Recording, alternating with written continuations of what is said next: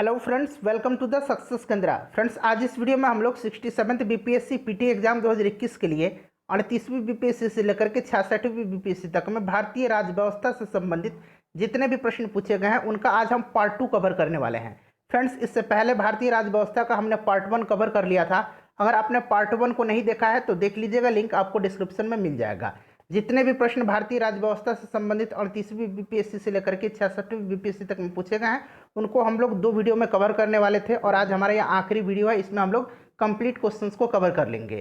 Friends, यहाँ पर देख सकते हैं घटना चक्र पुनरावलोकन की जो नई पुस्तक आई हुई है, इसमें 2020 तक यानी कि 66वीं बीपीएससी तक जितने भी प्रश्न पूछे गए हैं उनको इंक्लूड किया गया है। इसी बुक को हम लोग कवर कर रहे हैं।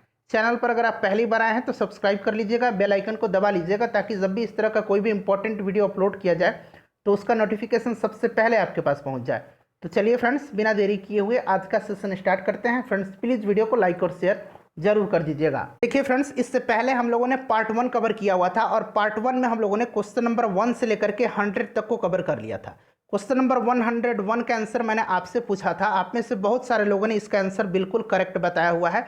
लोकसभा का नेता कौन होता है? तो प्रधानमंत्री। Option number B right answer हो जाएगा। आज से हम लोग क्वेश्चन नंबर 102 से कवर करेंगे। देखिए फ्रेंड्स, लोकसभा के लिए चुनाव में निर्वाचित होने के लिए किसी व्यक्ति के लिए न्यूनतम आयु सीमा कितनी होनी चाहिए?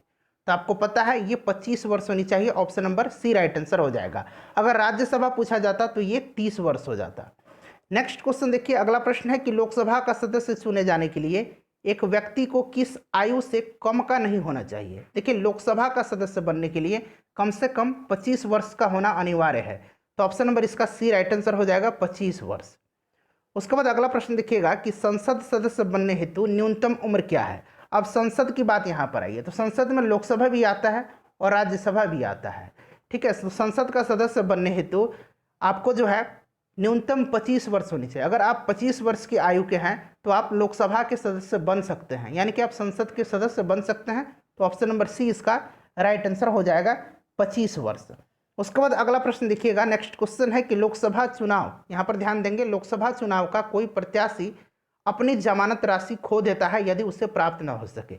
यहाँ थोड़ा सा मैं आपको विस्तार में बताना चाहूँगा। देखिए फ्रेंड्स, जब लोकसभा का चुनाव होता है, इलेक्शन होता है, तो उस समय नॉमिनेशन फिल किया जाता है, आपको पता होगा। और उस समय जो सामान्य वर्ग के उम्मीदवार होते हैं उनको 25,000 रुपये का जो है जमानत राशि जमा कराना होता है। और जो SC ST होते हैं यानी कि अनुसूचित जाति और जनजाति के, उनको 12,500 रुपये की जमानत राशि जमा करानी होती है। और देखिए, जो लोकसभा का चुनाव होता है तो उसमें कुल वैध मत जो होते हैं, वोट्स होते हैं, उसका 1/6 नहीं प्राप्त हो सका इन लोगों को, तो इनकी जमानत राशि जो है वो जब्त हो जाती है। तो देखिए, ऑप्शन में 1/6 दिया हुआ है, कहीं नहीं दिया गया है, तो right answer option number D हो जाएगा, उपरोक्त में से कोई नहीं। नेक्स्ट क्वेश्चन देखिएगा, 106 की लोकसभा में राज्यवार सीटों का आवंटन सन 1971 की जनगणना पर आधारित है। यह निर्धारण किस वर्ष तक यथावत रहेगा? तो देखिए फ्रेंड्स, संविधान का जो 84वां संविधान संशोधन है, ठीक है, 84वें संविधान संशोधन जो कि कब हुआ था? सन 2000 में हुआ था। इसके द्वारा अनुच्छेद 81(3), ध्यान देंगे, 81(3) के परंतुक में संशोधन करके वर्ष 2000 के स्थान पर लोकसभा में राज्यवार सीटों के आवंटन का निर्धारण जो है 2026 तक संशोधित कर दिया गया है। ठीक है फ्रेंड्स, देखिए, अगर हम बात करते हैं तो 1971 की जनगणना जो है ये आधार वर्ष रखी गई है इसके निर्धारण के लिए, ध्यान रखेंगे। तो राइट आंसर ये 2026 हो जाएगा। अगला प्रश्न देखिएगा, नेक्स्ट क्वेश्चन हमारा कि वर्तमान लोकसभा में प्रत्येक राज्य के लिए स्थानों का आवंटन आधारित है। तो अभी मैंने आपको बताया है ये आधारित कब है, तो राइट आंसर इसका क्या हो जाएगा? 1971 की जनगणना। Option number C correct answer हो जाएगा। फ्रेंड्स, इससे पहले हम लोगों ने पूरे हिस्ट्री को समाप्त कर लिया है, आधुनिक भारत, मध्यकालीन भारत और प्राचीन भारत को। साथ ही साथ हमने बिहार के इतिहास को कवर किया हुआ है, बिहार के भूगोल को कवर किया हुआ है, विश्व का भूगोल कवर किया हुआ है। साइंस में हम लोगों ने फिजिक्स, केमिस्ट्री और बायोलॉजी को कंप्लीट कर लिया है। तो लगभग सभी वीडियोज़ को हम लोगों ने अब तक जितने भी कवर किए हैं सबका लिंक मैंने वीडियो को डिस्क्रिप्शन में दे दिया है, आप लोग एक बार जरूर देख लीजिएगा। देखिए, निम्नलिखित भारतीय राज्यों में से किसके राज्य विधानसभा में सदस्यों की संख्या अधिक होती है? विधानसभा में पूछा गया है तो सबसे ज़्यादा आपको पता है कहाँ होती है? तो उत्तर प्रदेश में होती है। ठीक है, लेकिन यहाँ देखिए, इसमें ऑप्शन में से आपको चुनना है। तो देखिए, अगर हम बात करते हैं अरुणाचल प्रदेश की, तो अरुणाचल प्रदेश में कितना है बताइए? तो अरुणाचल प्रदेश में 60 हो जाएगा। ठीक है फ्रेंड्स, उसके बाद अगर हम हिमाचल प्रदेश की बात करते हैं तो हिमाचल प्रदेश में 68 हो जाएगा। मणिपुर की बात करते हैं तो मणिपुर में भी 60 हो जाएगा, और मेघालय में कितना हो जाएगा, मेघालय में भी 60 हो जाएगा। तो देखिए सबसे ज़्यादा पूछा गया तो ये हिमाचल प्रदेश में। वैसे उत्तर प्रदेश में सबसे अधिक है कितना, तो सबसे ज़्यादा जो है उत्तर प्रदेश में है, ध्यान रखेंगे 403। चलिए नेक्स्ट क्वेश्चन देख लीजिएगा। अगला प्रश्न है कि लोकसभा में आंग्ल भारतीय समुदाय के सदस्य मनोनीत करने की शक्ति किसके पास है, बताइए।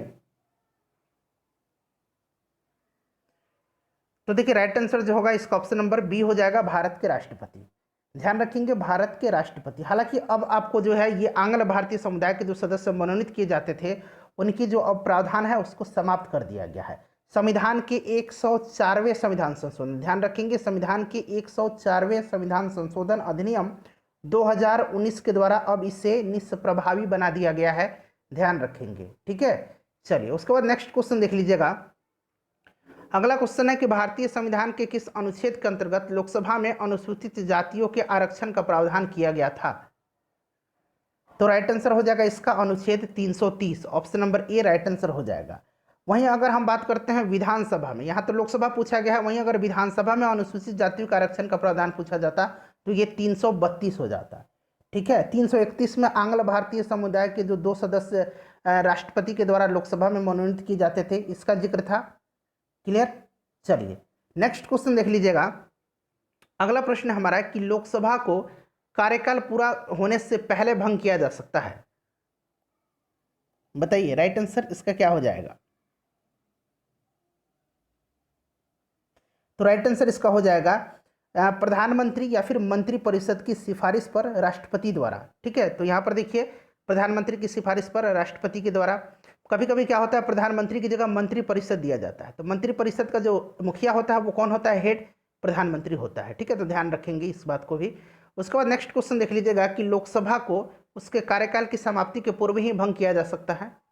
देखिए यहाँ पर दिया गया राष्ट्रपति द्वारा मंत्रिपरिषद की सलाह पर। नेक्स्ट क्वेश्चन देख लीजिएगा कि लोकसभा के कम से कम कितने सत्र बुलाए जा सकते हैं। तो देखिए फ्रेंड्स आपने कई बार पढ़ा भी होगा कि लोकसभा का जो पहला सत्र होता है और दूसरा सत्र होता है उन दोनों के बीच में 6 माह से अधिक का अंतर नहीं होना चाहिए थे। इस प्रकार से अगर हम देखें तो कम से कम वर्ष में 2 सत्र जो है 2 बार सत्र बुलाए जाते हैं। तो राइट आंसर जो है इसका ऑप्शन नंबर बी हो जाएगा। अगला प्रश्न देखिएगा। और फ्रेंड्स हमारे चैनल पर जो है प्रैक्टिस सेट चलाया जा रहा है। अब तक हम लोगों ने 2 full length practice set cover किया हुआ है, दोनों का लिंक जो है डिस्क्रिप्शन में मिल जाएगा। साथ ही साथ हमारा जो दूसरा चैनल है एडू टॉपर पर जो है फ्रेंड्स आप ध्यान देंगे, आपके लिए बहुत ही यह इंपॉर्टेंट अनाउंसमेंट हो रहा है। देखिए एडू टॉपर पर जो है आस्था आईएएस का, परफेक्शन आईएएस का और जितने भी भारत के सर्वश्रेष्ठ इंस्टीट्यूशन हैं उनके वहाँ पर प्रैक्टिस सेट चलाए जाएंगे इस चैनल पर एडू टॉपर पर। लिंक डिस्क्रिप्शन में मिलेगा, आप लोग चैनल से जुड़ जाइएगा और हाँ बेल आइकन को जरूर दबाइएगा ताकि नोटिफिकेशन आपके पास पहुँच जाए। चलिए उसके बाद देखिएगा कि कौन सा राज्य सबसे अधिक प्रतिनिधि लोकसभा में भेजता है। तो सबसे ज़्यादा लोकसभा में जो प्रतिनिधि भेजता है ये है Uttar Pradesh, option number D right answer हो जाएगा, ठीक है। लोकसभा में उत्तर प्रदेश में टोटल कितने सदस्य सीट, अगर बात करते हैं सीट की तो 80 सीट है। अगर हम मध्य प्रदेश की करते हैं तो मध्य प्रदेश में 29 है। उसके बाद बिहार में आपको पता है 40 है। पश्चिम बंगाल में कितना है, पश्चिम बंगाल में बताइए 42 है, ठीक है, ध्यान रखेंगे। चलिए अगला क्वेश्चन देख लीजिएगा कि जहाँ तक लोकसभा में प्रतिनिधित्व का प्रश्न है कौन से राज्य दूसरे तथा तीसरे दर्जे पर है। तो पहले पर तो उत्तर प्रदेश हो गया 80, दूसरे पर जो है अब कौन है, दूसरे पर महाराष्ट्र है 48 और तीसरे पर जो है पश्चिम बंगाल है, क्लियर। तो प्रश्न में पूछा गया है दूसरा और तीसरा, तो दूसरा और तीसरा यानी कि महाराष्ट्र और पश्चिम बंगाल होना चाहिए, महाराष्ट्र और पश्चिम बंगाल होना चाहिए। देखिए महाराष्ट्र और पश्चिम बंगाल कहीं नहीं है तो इनमें से कोई नहीं, राइट आंसर इसका हो जाएगा कि तो क्या हो जाता है, इनमें से कोई नहीं, राइट आंसर इसका हो जाता है। लेकिन यहाँ ध्यान देने योग्य बात है कि ये प्रश्न 1994 में पूछा गया है। उस समय बिहार और झारखंड का बंटवारा नहीं हुआ था, तो उस समय बिहार में लोकसभा सीटों की संख्या जो थी 54 थी, ठीक है। बिहार दूसरे नंबर पर था और महाराष्ट्र तीसरे नंबर पर, तो उस समय के हिसाब से तो इसका आंसर ए होता। लेकिन अभी की बात करें तो इनमें से कोई नहीं, इसका राइट आंसर हो जाएगा, ठीक है। चलिए नेक्स्ट क्वेश्चन देख लीजिएगा कि लोकसभा का पहला आम चुनाव कब हुआ था। तो पहला आम चुनाव 1951-52 में हुआ था, आपको याद होगा। और फ्रेंड्स यह चुनाव जो हुआ था टोटल 489 सीटों के लिए हुआ था। अगर हम बात करते हैं पहली लोकसभा का कार्यकाल तो 17 अप्रैल 1952 से, याद रखेंगे ये डायरेक्टली पूछ लिया जाता है, 17 अप्रैल 1952 से लेकर के 4 अप्रैल 1957 तक रहा था पहली लोकसभा का कार्यकाल। क्लियर है। और प्रथम लोकसभा का जो प्रथम अधिवेशन हुआ था यह 13 मई 1952 में हुआ था। ये भी आप ध्यान रखेंगे, 13 मई 1952 को लोकसभा का प्रथम अधिवेशन हुआ था। लोकसभा के प्रथम अध्यक्ष कौन थे? जीवी मावलंकर थे। ठीक है, गणेश वासुदेव मावलंकर। राइट आंसर इसका ऑप्शन नंबर बी हो जाएगा। देखिए नेक्स्ट क्वेश्चन है कि राज्यसभा में राज्यों को प्रतिनिधित्व निम्नलिखित में से किस आधार पर दिया जाता है? तो फ्रेंड्स ये राज्यसभा में राज्यों का जो प्रतिनिधित्व है उनकी जनसंख्या का अनुपात में दिया जाता है। ठीक है, तो राइट आंसर देखिए, इस प्रकार किसी राज्य से राज्यसभा में कितनी सीटें होंगी इसका निर्धारण संविधान की किस अनुसूची में कर दिया गया है? तो चौथी अनुसूची में। ध्यान रखेंगे, तो राइट आंसर इसका ऑप्शन नंबर बी हो जाएगा। उसके बाद अगला क्वेश्चन देख लीजिएगा कि राज्यसभा के सदस्य चुने जाते हैं। राज्यसभा के सदस्य जो हैं यह 6 वर्षों के लिए चुने जाते हैं। Option number C right answer इसका हो जाएगा। ध्यान रखेंगे। ठीक है फ्रेंड्स, काफ़ी इंपॉर्टेंट है। 1/3 जो सदस्य होते हैं प्रत्येक 2 वर्ष पर जो है सेवानिवृत्त हो जाते हैं। ध्यान रखेंगे, राज्यसभा एक अस्थायी सदन है, इसका विघटन नहीं होता है। राज्यसभा को अस्थायी सदन कहा जाता है क्योंकि बताइए इसे विघटित नहीं किया जा सकता है। उसके बाद अगला क्वेश्चन देख लीजिएगा। और फ्रेंड्स प्लीज़ वीडियो को लाइक और शेयर जरूर कर दीजिएगा। देखिए लगभग आधे घंटे से ज़्यादा भी मैं कंटिन्यू बोलते रहता हूँ। मेरा विश्वास तो ठीक नहीं है, फिर भी मैं आपके लिए वीडियो लेकर के आ रहा हूँ। और वीडियो की फ्रीक्वेंसी जो है कम हो गई है, मेरी तबीयत ठीक नहीं है। जैसे ही मैं पूरी तरह से स्वस्थ हो जाऊँगा आपको एक दिन में 2-3 वीडियो मिलेंगे, कम से कम 2 वीडियो तो जरूर ही मिलेंगे। देखिए क्वेश्चन नंबर 120 कह रहा है कि राज्यसभा को भंग करने का अधिकार किससे प्राप्त है? तो राज्यसभा तो भंग ही नहीं होती है, ये तो अस्थायी सदन है, तो उपरोक्त में से कोई नहीं हो जाएगा। उसके बाद देखिए राष्ट्रपति द्वारा राज्यसभा में कितने व्यक्ति मनोनीत किए जाते हैं? तो ये अनुच्छेद 80 के अनुसार। ध्यान रखेंगे किस आर्टिकल 80। राष्ट्रपति द्वारा राज्यसभा में 12 जो है लोगों को मनोनीत किए जाते हैं। और ये कौन होते हैं? तो ये साहित्य, विज्ञान, कला और समाज सेवा में विशेष ज्ञान या व्यवहारिक अनुभव प्राप्त रखने वाले योग्य व्यक्ति होते हैं। ठीक है, तो ये 12 हो जाएगा।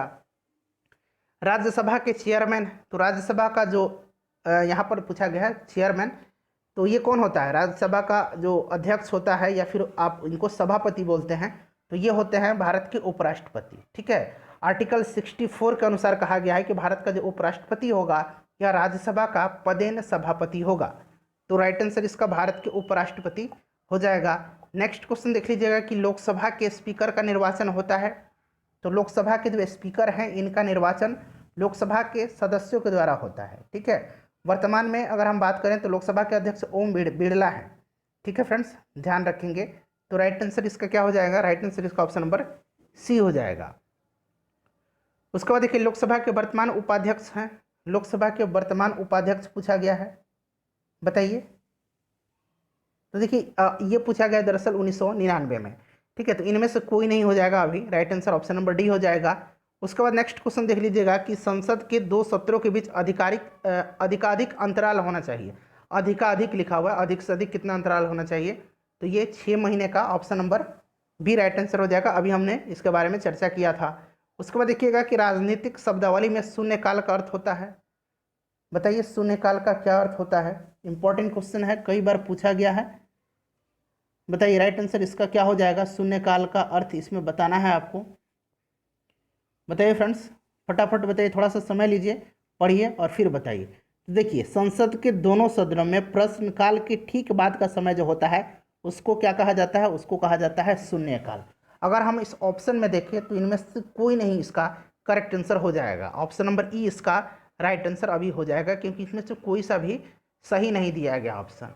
उसके बाद देखिए आम आदमी पार्टी है। तो आम आदमी पार्टी जो है यह एक क्या है? आम आदमी पार्टी जो है एक पंजीकृत पार्टी है। यह पार्टी जो है एक राज्य पार्टी है। यह पार्टी जो है एक क्षेत्रीय पार्टी है। तो देखिए यहाँ पंजीकृत भी दिया गया है, क्षेत्रीय भी दिया गया है, राज्य भी दिया गया है। तो एक से अधिक इसका राइट आंसर हो जाएगा। ध्यान रखेंगे। नेक्स्ट क्वेश्चन देख लीजिएगा कि संसद के दोनों सदनों की संयुक्त अधिवेशन आयोजित होता है। देख लीजिएगा ऑप्शन आपके सामने यहाँ पर आपको दिख रहे हैं। तो देखिए ये कब होता है? तो एक ऐसे विधेयक पर विचार करने और उससे पारित करने के लिए जिस पर दोनों सदनों में मतभेद हो गया है। ठीक है, और इसकी अध्यक्षता कौन करता है? तो लोकसभा के अध्यक्ष करते हैं। ठीक है फ्रेंड्स, संविधान का जो आर्टिकल 108 है इसके अनुसार जो है संसद के दोनों सदनों की संयुक्त अधिवेशन की व्यवस्था की गई है। नेक्स्ट क्वेश्चन देख लीजिएगा, तो राइट आंसर इसमें से क्या हो जाएगा, केवल 4। अगला प्रश्न देखिए कि भारतीय राजनीतिक व्यवस्था में इनमें से कौन सर्वोच्च है। तो इसमें से सबसे जो सर्वोच्च है वो हमारा संविधान है। संविधान से ऊपर कोई नहीं है, ठीक है। संविधान से ऊपर ना ही राष्ट्रपति हैं, ना ही प्रधानमंत्री हैं, ना ही आप हैं, ना ही हम हैं। सर्वोच्च जो है ये हमारा संविधान है। नेक्स्ट क्वेश्चन देखिएगा कि दिल्ली है, तो दिल्ली एक केंद्र शासित प्रदेश है। ऑप्शन नंबर बी इसका राइट आंसर हो जाएगा, ठीक है, ध्यान रखेंगे। चलिए उसके बाद नेक्स्ट क्वेश्चन देख लीजिएगा। अगला प्रश्न है कि सिक्किम भारत का एक राज्य बनाया गया था। प्रश्न को थोड़ा सा ध्यान से पढ़िएगा। दरअसल इसको यहाँ पर तो आपको थोड़ा सा यहाँ डाउट भी लगेगा, लेकिन ये डाउट अभी मैं आपको क्लियर कर देता हूँ। देखिए फ्रेंड्स ध्यान दीजिएगा। देखिए संविधान का यहाँ पर जो 35वां संशोधन था, ठीक है, कौन सा संशोधन, 35वां संशोधन। अच्छा 35वां संशोधन हुआ कब था, तो देखिए ये जो 35वां संशोधन हुआ था ये हुआ था 1974 में। ये 35वां संशोधन जो है ये 1974 में हुआ था। ध्यान रखेंगे फ्रेंड्स, पूछा जा सकता है। इसके अंतर्गत जो है सिक्किम को संरक्षित राज्यों का दर्जा समाप्त करके उसे संबद्ध राज्य के रूप में भारत में प्रवेश दिया गया, यानी कि एक राज्य के रूप में इसे भारत में प्रवेश दिया गया। हालांकि इस राज्य का दर्जा जो है यह दिया गया 36वां संविधान संशोधन, जो कि 1975 में हुआ था। क्लियर है, बात समझ में आया। इसको तो राज्य बना लिया गया था कब, तो 1974 में ही। अभी मैंने बताया ना कि संरक्षित राज्य की दर्जा जो था उसको समाप्त कर दिया गया था और एक संबद्ध राज्य के रूप में इसे भारत में शामिल कर लिया गया था। यानी कि भारत का राज्य जो है इसे बना लिया गया था 35वें संविधान संशोधन से, लेकिन एक राज्य का जो दर्जा होता है वो दिया गया 36वां संविधान संशोधन के द्वारा, ठीक है। चलिए अगला क्वेश्चन देखिएगा कि बिहार को काट करके एक पृथक वनांचल राज्य बनाना संभव है। तो कोई भी राज्य को काट लीजिए, आप बिहार ही क्यों काटेंगे, किसी भी राज्य को काटिए, लेकिन यह पृथक राज्य जब बनेगा ये आपको बताना है। ये तो एक यहाँ पर एग्जाम्पल दिया गया है। बताइए राइट आंसर इसका क्या हो जाएगा। तो देखिए राज्यों का जो निर्माण होता है इसको करने का अधिकार अनुच्छेद 3 के अनुसार, किस अनुच्छेद के अनुसार, अनुच्छेद 3 के अनुसार संघ के संसद का है, ठीक है। तो राइट आंसर इसमें से क्या हो जाएगा, राइट आंसर इनमें से कोई नहीं हो जाएगा, ठीक है, ध्यान रखेंगे। नेक्स्ट क्वेश्चन देखिएगा कि संविधान समीक्षा आयोग जिसे फरवरी 2000 में गठित किया गया था, इसके अध्यक्ष कौन थे। तो याद रखेंगे संविधान समीक्षा आयोग का गठन फरवरी 2000 में किया गया था और इस आयोग के जो अध्यक्ष थे कौन थे, जस्टिस MN वेंकट चलैया, ठीक है, MN वेंकट चलैया, मैं लिख देता हूँ वेंकट चलैया, ठीक है फ्रेंड्स, ध्यान रखेंगे। ये जो थे इसके अध्यक्ष थे और इस आयोग ने जो अपनी रिपोर्ट है, अंतिम रिपोर्ट, यह 31 मार्च 2002 को पेश की थी। तो राइट आंसर इसका क्या हो जाएगा, वेंकट चलैया, यहाँ पर ऑप्शन नंबर ए में है। अगला क्वेश्चन देखिएगा फ्रेंड्स, प्लीज वीडियो को लाइक और शेयर जरूर कर दीजिएगा। अगला प्रश्न देखिएगा कि भारत के सर्वोच्च न्यायालय की स्थापना हुई थी। तो सर्वोच्च न्यायालय की जो स्थापना है यह कब हुई, ये हुई थी, तो ये भारत के संविधान के द्वारा। भारत का संविधान जो है पूर्णतः 26 जनवरी 1950 को लागू हो गया। तत्पश्चात जो है ये सुप्रीम कोर्ट जो है इसकी स्थापना हुई थी, ध्यान रखेंगे, इंपॉर्टेंट है, ठीक है फ्रेंड्स। चलिए उसके बाद नेक्स्ट क्वेश्चन देख लीजिएगा कि भारत के सर्वोच्च न्यायालय की स्वीकृति क्षमता यानी कि सैंक्शन स्ट्रेंथ क्या है। देखिए अगर आपसे पूछा जाए कि मूल रूप से संविधान में जो न्यायाधीश थे उनकी संख्या कितनी थी, तो मूल रूप से जो न्यायाधीश थे मूल रूप में, तो ये टोटल कितने थे, टोटल फ्रेंड्स 8 थे, ठीक है, 8 थे, ध्यान रखेंगे। 7 न्यायाधीश होते थे और एक जो होते थे मुख्य न्यायाधीश होते थे, तो उस समय 8 थी। लेकिन अभी वर्तमान में अगर हम बात करें तो वर्तमान में टोटल 34 हो गई है, ठीक है, 33 जो है अन्य न्यायाधीश हैं और एक जो है मुख्य न्यायाधीश हैं, तो टोटल 34 हो गया है, ध्यान रखिएगा, क्लियर। तो इनमें से कोई नहीं, अभी राइट आंसर इसका हो जाएगा, ध्यान रखेंगे। उसके बाद नेक्स्ट क्वेश्चन देख लीजिएगा कि भारतीय सर्वोच्च न्यायालय में न्यायाधीशों की नियुक्ति कौन करता है। तो फ्रेंड्स ये जो नियुक्ति करता है ये कौन करता है, राष्ट्रपति करता है। Option number B right answer हो जाएगा, कौन करता है, राष्ट्रपति करता है, इंपॉर्टेंट है, ध्यान रखेंगे। चलिए अगला क्वेश्चन देख लीजिएगा। क्वेश्चन नंबर हमारा 137 है, ठीक है, 137 नंबर कि उच्चतम न्यायालय के न्यायाधीशों की संख्या में वृद्धि करने की शक्ति किसके पास है। तो ये भारत के संसद के पास है, ध्यान रखेंगे, option number C right answer हो जाएगा। सर्वोच्च न्यायालय के न्यायाधीशों की सेवानिवृत्ति की उम्र क्या है। तो सेवानिवृत्ति की जो उम्र है ये सर्वोच्च न्यायालय में ये फ्रेंड्स 65 ईयर है, ठीक है, 65 वर्ष की है। ऑप्शन नंबर इसका देख लीजिएगा, सी करेक्ट आंसर हो जाएगा। उसके बाद देखिए सर्वोच्च न्यायालय का न्यायाधीश अपने पद से त्यागपत्र किसको लिख करके दे सकता है। तो ये त्यागपत्र जो है राष्ट्रपति को संबोधित करके दे सकता है। ऑप्शन नंबर ए जो है राइट आंसर इसका हो जाएगा। ठीक है, ध्यान रखेंगे। चलिए उसके बाद नेक्स्ट क्वेश्चन देख लीजिएगा कि न्यायिक पुनरावलोकन का अर्थ यह है कि सर्वोच्च न्यायालय, देखिए न्यायिक पुनरावलोकन जो है यह लिया कहाँ से गया है, तो ये अमेरिका के संविधान से लिया गया है। न्यायिक पुनरावलोकन का अर्थ यह है कि सर्वोच्च न्यायालय किसी भी राज्य केंद्र के कानून को अवैध घोषित कर सकता है यदि केंद्र या किसी राज्य के द्वारा बनाए गए अगर कानून संवैधानिक प्रावधानों का उल्लंघन करते हैं तो सर्वोच्च न्यायालय जो है उसे निरस्त कर सकता है, उसे शून्य घोषित कर सकता है। चलिए, तो राइट आंसर इस हिसाब से क्या हो जाएगा, ऑप्शन नंबर इसका डी हो जाएगा।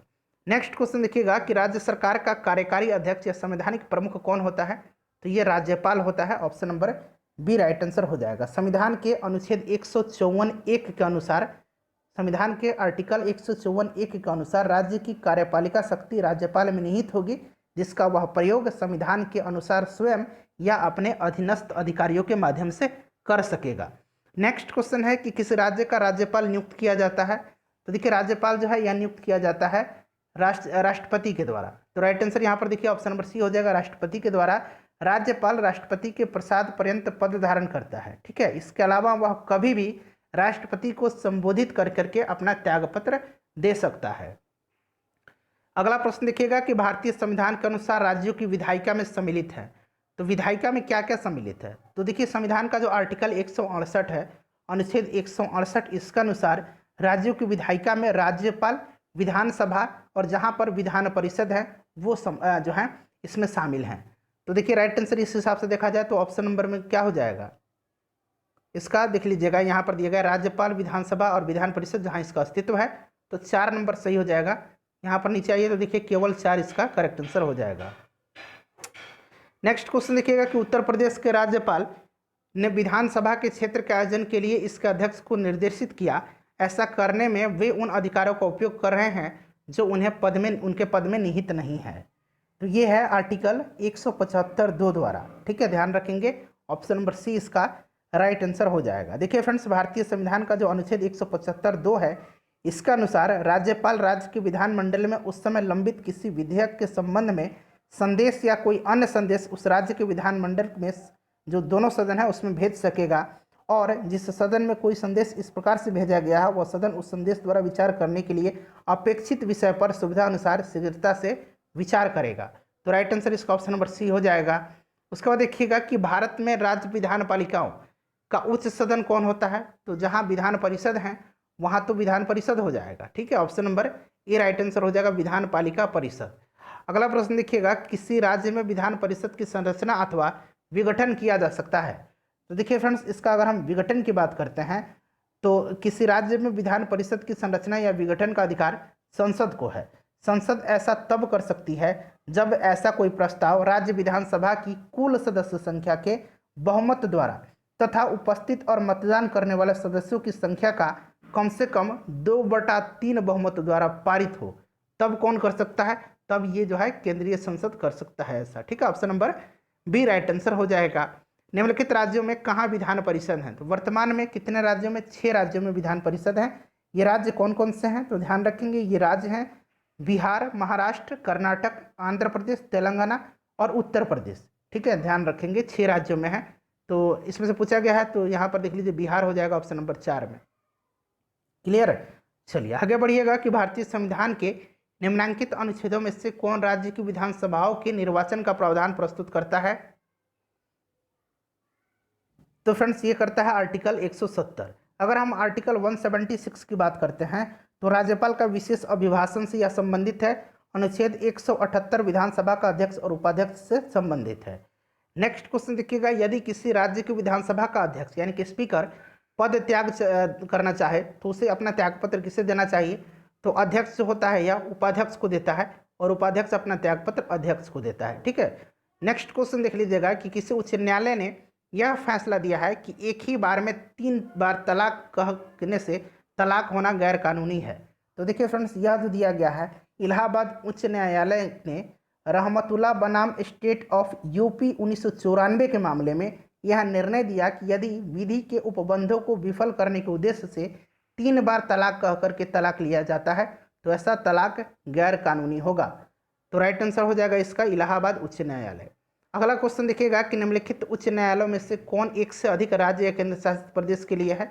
तो देखिए इसमें से गुवाहाटी भी है और मुंबई भी है। गुवाहाटी जो है फ्रेंड्स, इसका अधिकार क्षेत्र में कौन कौन आते हैं, तो असम आता है, नागालैंड आता है, मिजोरम आता है और अरुणाचल प्रदेश आता है।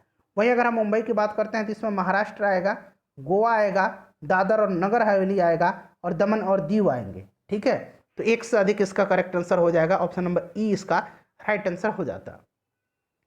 बाबरी मस्जिद राम भूमि विवाद जो इलाहाबाद उच्च न्यायालय के समक्ष है, किस प्रकार का है, तो यह एक टाइटल सूट है, option number B right answer हो जाएगा, टाइटल सूट। ठीक है, ध्यान रखेंगे। अगला क्वेश्चन देख लीजिएगा कि भारत के संविधान का कौन सा अनुच्छेद भारतीय निर्वाचन आयोग की स्थापना से संबंधित है, तो ये हो जाएगा आर्टिकल 324, ऑप्शन नंबर ए इसका राइट आंसर हो जाएगा। नेक्स्ट क्वेश्चन देख लीजिए। अगला प्रश्न है हमारा कि भारतीय संविधान का कौन सा अनुच्छेद संवैधानिक प्रावधानों की संघीय संसद राज्य विधान पालिकाओं द्वारा बनाए गए नियमों कानूनों पर प्राथमिकता प्रदान करता है। यह है आर्टिकल 13। ठीक है, संविधान का जो अनुच्छेद 13 है उसमें यह प्रावधान है कि संघ और राज्य कोई ऐसा कानून नहीं बनाएंगे जो भाग 3 में प्रदत्त मौलिक अधिकारों को छीनती हो या उसको कम करती हो। तो राइट आंसर इसका ऑप्शन नंबर इसका ए हो जाएगा। अगला क्वेश्चन देखिएगा, निम्नलिखित में से कौन सा विषय समवर्ती सूची में है, तो देखिए फ्रेंड्स राइट आंसर जो होगा इसका ऑप्शन नंबर बी हो जाएगा, शिक्षा। शिक्षा जो था प्रारंभ में, यह शिक्षा किस में शामिल था, तो यह जो था राज्य सूची में शामिल था, लेकिन अब जो इसको समवर्ती सूची में शामिल कर दिया गया है 42वें संविधान संशोधन अधिनियम 1976 के द्वारा। चलिए अगला क्वेश्चन देख लीजिएगा कि निम्न में से किस अनुच्छेद के अंतर्गत वित्त आयोग का गठन का प्रावधान है। तो संघीय वित्त आयोग की अगर हम बात करें तो संघीय वित्त आयोग का जो है आर्टिकल 280 में है, option number A right answer इसका हो जाएगा।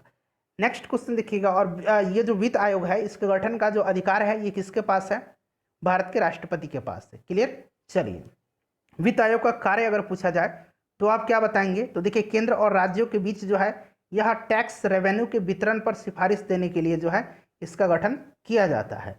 चलिए नेक्स्ट क्वेश्चन देख लीजिएगा। अगला क्वेश्चन है कि भारत में संघीय वित्त आयोग का संबंध रखता है, तो यह राज्य और केंद्र के वित्त से, यानी कि ऑप्शन नंबर इसका बी राइट आंसर हो जाएगा। ठीक है, नेक्स्ट क्वेश्चन देख लीजिए कि योजना आयोग की स्थापना, तो हालांकि अब योजना आयोग के जगह पर नीति आयोग की स्थापना की गई है। नीति आयोग की स्थापना 1 जनवरी 2015 को की गई है योजना आयोग के स्थान पर। योजना आयोग का जो गठन किया गया था यह 15 मार्च 1950 को किया गया था, ऑप्शन नंबर बी इसका करेक्ट आंसर हो जाएगा। उस राजनीतिक दल का नाम बताइए जो मिलीजुली केंद्रीय सरकार का हिस्सा नहीं है लेकिन जिसका सदस्य 13वीं लोकसभा का स्पीकर चुना गया। यहाँ पर आपसे अब इससे कोई मतलब नहीं है क्योंकि यह 1999 में प्रश्न पूछा गया है। आपको सिर्फ इतना याद रखना है कि 13वीं लोकसभा के स्पीकर कौन थे, पूछने का मतलब यही है। तो ये तेलुगु देशम पार्टी के थे और फ्रेंड्स इनका नाम क्या था, तो इनका नाम आपको ध्यान रखना है। ठीक है, ये किस पार्टी के थे इससे आपको कोई मतलब नहीं है, ध्यान रखिएगा सिर्फ कि ये तेलुगु देशम पार्टी के थे। और फ्रेंड्स इनका जो नाम था, इनका नाम था GMC बालयोगी, GMC बालयोगी। ठीक है फ्रेंड्स, नाम इनका ध्यान रखेंगे। चलिए वर्तमान में ओम बिरला जी हैं, ध्यान रखेंगे। अगला क्वेश्चन देखिए कि भारत के विभिन्न राजनीतिक दलों को राष्ट्रीय या क्षेत्रीय दल का दर्जा देने का अधिकार किसको है, तो ये किसके पास है, चुनाव आयोग के पास है। Option number C right answer हो जाएगा, चुनाव आयोग के पास है। अगला प्रश्न है कि भारत के राजनीतिक दलों के संबंध में निम्नलिखित कथनों पर विचार कीजिए और इसमें से आपको सही चुन करके इसमें से बताना है। ठीक है, तो वीडियो को पॉज कर लीजिएगा, सभी को पढ़ लीजिए चारों स्टेटमेंट को, और यहाँ पर मैं आपको करेक्ट आंसर बता देता हूँ। करेक्ट आंसर जो हो जाएगा ऑप्शन नंबर डी हो जाएगा, चारों जो हैं ये सही दिए गए हैं। अगला प्रश्न देखिएगा कि निम्न में से किस वर्ष सहकारिता आयोग, जिसे केंद्र राज्य संबंधों में परिवर्तन की संस्तुति का अधिकार दिया गया, ने अपना प्रतिवेदन जमा किया था, बताइए। तो ध्यान दीजिएगा फ्रेंड्स, देखिए अगर हम बात करते हैं तो 1983 में, किस वर्ष, 1983 में। ठीक है, 1983 में केंद्र राज्य संबंधों की समीक्षा के लिए, किसके लिए, तो केंद्र राज्य संबंधों की समीक्षा के लिए जस्टिस RS सरकारिया की अध्यक्षता में 3 सदस्यीय आयोग का गठन किया गया। इस आयोग ने केंद्र राज्य संबंधों की सुधार की दिशा में 247 जो है सिफारिशें प्रस्तुत की थी और इसने 27 अक्टूबर 1987 को आधिकारिक तौर पर अपना प्रतिवेदन जमा किया था। तो ये 1987 हो जाएगा, option number D. Next question देख लीजिएगा। अगला क्वेश्चन है हमारा कि पंचायत के चुनाव कराने हेतु निर्णय किसके द्वारा लिया जाता है। तो आपको पता है कि संविधान का जो आर्टिकल 40 है, पंचायतों के संबंध में राज्यों को कानून बनाने का अधिकार दिया गया है इसके अंतर्गत। तो ये जो है राज्य सरकार का जो है ये अधिकार में आता है। चलिए नेक्स्ट क्वेश्चन देख लीजिएगा कि पंचायती राज विषय है, तो यह राज्य सूची पर है। ऑप्शन नंबर सी इसका राइट आंसर हो जाएगा। पंचायती राज संस्थानों को 29 कार्यों की सूची किस अनुच्छेद के तहत दी गई। तो पंचायती राज संस्थानों को 29 कार्यों की जो सूची है यह 243 जी अनुच्छेद के अंतर्गत दी गई है, या फिर 243(6), हिंदी वाले 6 भी याद रख सकते हैं। ठीक है, इसके अनुसार दी गई है। पंचायतों को आर्थिक और सामाजिक न्याय के लिए, आर्थिक विकास और सामाजिक न्याय के लिए योजनाएं तैयार करने तथा आर्थिक विकास और सामाजिक न्याय की ऐसी योजनाओं को जो उन्हें सौंपी जाए, जिनके अंतर्गत वो योजनाएं भी हैं जो 11वीं अनुसूची में सूचीबद्ध विषयों से संबंध है, क्रियान्वित करने का उत्तरदायित्व सौंपा गया है अनुच्छेद 243 के अंतर्गत। अगला क्वेश्चन देख लीजिएगा कि निम्नलिखित में से किसका निर्माण पंचायती राज व्यवस्था के तहत हुआ है। तो फ्रेंड्स ये है ग्राम पंचायत। ऑप्शन नंबर सी इसका राइट आंसर हो जाएगा, ग्राम पंचायत। अगला प्रश्न देख लीजिएगा कि भारतीय संविधान के निम्नलिखित अनुच्छेदों में से कौन सा अनुच्छेद राज्य की सरकारों को ग्राम पंचायतों को संगठित करने का निर्देश देता है। तो अभी मैंने बताया था आर्टिकल 40 है। ठीक है, आर्टिकल 40 राज्य के यह नीति निर्देशक सिद्धांत के अंतर्गत आता है। उसके बाद देखिए निम्नलिखित में से कौन सा अनुच्छेद पंचायतों के गठन के लिए राज्य सरकारों को निर्देशित करता है। तो यह अनुच्छेद 40 है। अनुच्छेद 50 में क्या है, तो अनुच्छेद 50 में कार्यपालिका एवं न्यायपालिका के पृथक्करण है। अनुच्छेद 48 में क्या है, तो कृषि एवं पशुपालन का संगठन है। इसको भी आप ध्यान रखेंगे। उसके बाद देख लीजिएगा कि सरकार की पंचायती राज प्रणाली की प्रमुख विशेषताएं क्या हैं। तो सही आंसर इसका हो जाएगा इनमें से सभी हैं। ठीक है, इनमें से सभी हैं। ऑप्शन नंबर डी इसका करेक्ट आंसर हो जाएगा। उसके बाद नेक्स्ट क्वेश्चन देख लीजिएगा कि पंचायती राज की 3 स्तरीय प्रणाली आते हैं, बताइए। तो ये ग्राम पंचायत, क्षेत्र पंचायत समिति और जिला परिषद। ठीक है फ्रेंड्स, तो राइट आंसर जो हो जाएगा इसका क्या हो जाएगा, देखिए पंचायती राज प्रणाली स्थानीय स्तर पर त्रिस्तरीय शासन व्यवस्था करता है, ग्राम स्तर पर, ब्लॉक स्तर पर और जिला स्तर पर। ठीक है, तो राइट आंसर इसका ऑप्शन नंबर डी हो जाएगा। नेक्स्ट क्वेश्चन देख लीजिएगा कि पंचायती राज का प्रधान लक्ष्य है। तो पंचायती राज का जो प्रधान लक्ष्य है वो क्या है, ग्रामवासियों में शक्ति का विकेंद्रीकरण करना। भारत में पंचायती राज की स्थापना ग्रामीण जनता के सर्वांगीण विकास के लिए की गई है।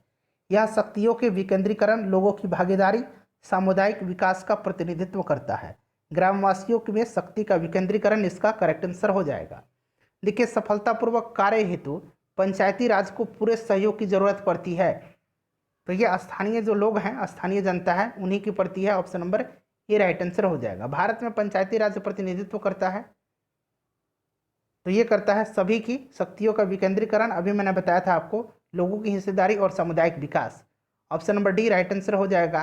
पंचायती राज को यहाँ पर दिया गया है खाली स्थान के अंतर्गत स्वशासन की इकाई के रूप में संगठित किया गया।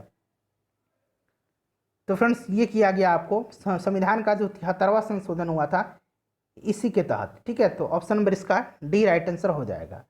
उसके बाद नेक्स्ट क्वेश्चन देख लीजिएगा। अगला प्रश्न है कि जिस समिति की सिफारिश पर भारत में पंचायती राज की स्थापना की गई थी उसके अध्यक्ष कौन थे।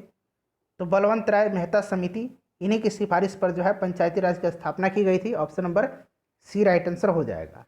नेक्स्ट क्वेश्चन देखिए कि भारत में पंचायती राज की अनुशंसा के लिए बनी समिति के अध्यक्ष कौन थे। तो ये बलवंत राय मेहता थे। Option number A. अगला प्रश्न देखिए कि भारत में कौन सा विकेंद्रीकरण का वैशिष्ट्य नहीं है, बताइए। तो स्थानीय समुदाय में आत्मविश्वास को नहीं जगाना। ठीक है, ये हो जाएगा आपका ऑप्शन नंबर सी इसका करेक्ट आंसर हो जाएगा। उसके बाद नेक्स्ट क्वेश्चन देखिएगा कि भारत में पंचायती राज व्यवस्था सर्वप्रथम राजस्थान और आंध्र प्रदेश में लागू की गई थी। सबसे पहले राजस्थान, उसके बाद आंध्र प्रदेश में। दूसरा राज्य जो है ये आंध्र प्रदेश है। अगला प्रश्न देखिएगा कि पंचायती राज सर्वप्रथम परिवर्तित किया गया था, तो ये राजस्थान में। उसके बाद देखिएगा नेक्स्ट क्वेश्चन कि निम्नलिखित में से किस कमेटी या आयोग ने न्याय पंचायत बनाने की सिफारिश की थी। तो न्याय पंचायत बनाने की सिफारिश जो की गई थी यह की गई थी अशोक मेहता समिति के द्वारा। अशोक मेहता समिति का गठन 1977 में जनता पार्टी सरकार ने पंचायती राज व्यवस्था में सुधार हेतु किया था, जिसने अगस्त 1978 78 में अपनी रिपोर्ट पेश की थी और उन्होंने ही न्याय पंचायतों को विकास पंचायत से अलग करने की, ताकि इसके सभापति एक योग्य न्यायाधीश को नियुक्त करने की सिफारिश की थी। ठीक है, तो राइट आंसर जो हो जाएगा इसका ऑप्शन नंबर बी हो जाएगा। ठीक है, Ashok Mehta committee. Next question देख लीजिएगा कि निम्नलिखित में से कौन सा कार्य स्थानीय स्वशासन का अधिकार क्षेत्र में नहीं आता है। तो सार्वजनिक स्वास्थ्य आता है, स्वच्छता आता है, जनोपयोगी सेवा आता है, सार्वजनिक अनुशासन का रखरखाव नहीं आता है। ये जो है फ्रेंड्स, ये किसके अंतर्गत आता है, तो यह जो है कार्यपालिका क्षेत्र के अंतर्गत आ जाता है। ठीक है, चलिए उसके बाद नेक्स्ट क्वेश्चन देखिएगा, पंचायती राज प्रणाली किस सूची में है, तो यह राज्य सूची में है, option number B correct answer इसका हो जाएगा। उसके बाद अगला क्वेश्चन देख लीजिएगा कि किस राज्य या किन राज्यों में पंचायती राज संस्थाओं में स्त्रियों को 50% आरक्षण को वैध किया गया है। तो इनमें से जो सभी राज्य हैं उनमें किया गया है, बिहार, उत्तराखंड, मध्य प्रदेश और हिमाचल प्रदेश। तो option number D correct answer हो जाएगा। किन राज्य सरकारों ने 2010 तक स्थानीय निकायों में महिलाओं के आरक्षण को 50% कर दिया, तो ये बिहार, मध्य प्रदेश, उत्तराखंड अभी हमने देखा है, उसके बाद हिमाचल प्रदेश। तो देखिए इसमें से राइट आंसर क्या हो जाएगा, ऑप्शन नंबर बी हो जाएगा।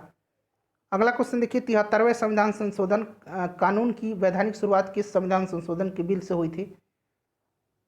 इंपॉर्टेंट क्वेश्चन है, देखिए 2020 में पूछा गया प्रश्न है, प्रीवियस ईयर में पूछा गया था। तो देखिए पंचायती राज संस्थाओं को संवैधानिक दर्जा जो है, यह 73वें संविधान संशोधन की वैधानिक शुरुआत मूलतः 64वें संविधान संशोधन बिल के द्वारा हुई थी। 64वां संविधान संशोधन बिल के द्वारा हुई थी। इस बिल को जो है उस समय के जो तत्कालीन प्रधानमंत्री थे राजीव गांधी जी, इन्होंने 1989 में लोकसभा में प्रस्तुत किया था। हालांकि यह विधेयक जो है राज्यसभा से पारित नहीं हो सका था। उसके बाद 72वां संविधान संशोधन विधेयक 1991 संसद के दोनों सदनों द्वारा पारित हो गया और 73वें संविधान संशोधन अधिनियम 1992 के रूप में अधिनियमित हुआ था। राइट आंसर इसका ध्यान रखेंगे, ऑप्शन नंबर डी हो जाएगा। किस संवैधानिक संशोधन के द्वारा पंचायती राज संस्थाओं को संवैधानिक दर्जा प्राप्त हुआ था, तो ये 73वां। लगातार ये देखिए प्रश्न किस प्रकार से पूछा गया है। नेक्स्ट क्वेश्चन देखिएगा, संविधान का 73वां संविधान संशोधन जो है यह संबंधित है,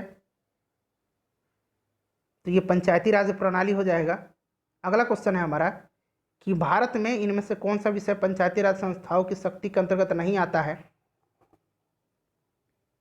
तो न्यायिक पुनरीक्षण। ठीक है, जुडिशियल रिव्यू जो है ये नहीं आता है, ये आपका जो है सर्वोच्च न्यायालय की शक्ति है। उसके बाद देखिए भारतीय संविधान में संशोधन के लिए विधेयक लाया जा सकता है, तो फ्रेंड्स ये सदन के किसी भी जो है संसद के किसी भी सदन में लाया जा सकता है, लोकसभा या राज्यसभा किसी में भी। ठीक है, राइट आंसर इसका क्या हो जाएगा, या तो लोकसभा या Rajya Sabha, option number C. Article 368 जो है फ्रेंड्स याद रखेंगे, इसी में जो है क्या है संविधान संशोधन की शक्ति दी गई है। अगला क्वेश्चन देखिएगा कि भारतीय संविधान के लिए प्रथम संशोधन यानी कि जो पहला अमेंडमेंट एक्ट था ये कब लाया गया था, तो ये लाया गया था 1951 में। ठीक है, ऑप्शन नंबर बी इसका करेक्ट आंसर हो जाएगा। अगला प्रश्न देखिएगा कि निम्नलिखित में से किस संविधान के अधिनियम को लघु संविधान कहा गया है। इसका आंसर आप मुझे कमेंट करके बताएंगे किस संविधान संशोधन को कहा गया है और ये संशोधन किस वर्ष हुआ था। उसके बाद देखिए पिछड़ी जाति आयोग के प्रथम सभापति कौन थे, तो ये काका साहब कालेलकर थे। ध्यान रखेंगे, इंपॉर्टेंट क्वेश्चन है। राज्य लोक सेवा आयोग का अध्यक्ष किसके द्वारा नियुक्त किया जाता है, तो राज्य लोक सेवा का आयोग जो है यह राज्यपाल के द्वारा नियुक्त किया जाता है, लेकिन राज्यपाल के पास इसको हटाने की शक्ति नहीं है। ठीक है, तो ध्यान रखेंगे ये राज्यपाल हो जाएगा।